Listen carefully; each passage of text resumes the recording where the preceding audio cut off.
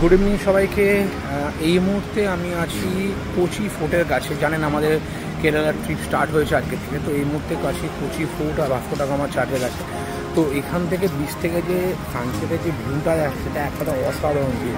তো আপনাদের দেখাবো।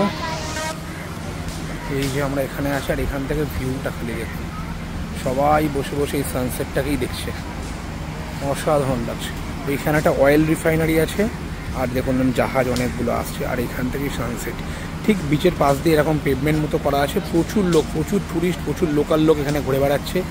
একটা অসাধারণ বলতে পারেন সানসেট দেখা যাচ্ছে এখান থেকে, পুরো আরব সাগরের ওপরে।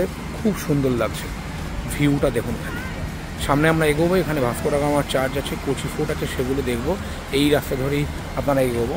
তো সেক্ষেত্রে আপনি যদি আসছেন কোচিতে, অবশ্যই মাস্ট ভিজিট পয়েন্ট হলো এই বিচটা, এবং যদি পারেন সন্ধ্যের দিকেই ভিজিট করবেন, কারণ অন্যদিকে অন্য সময় করলে দিনের এই ভিউটা আপনি পাবেন না। আর একবার দেখিয়ে দেবো।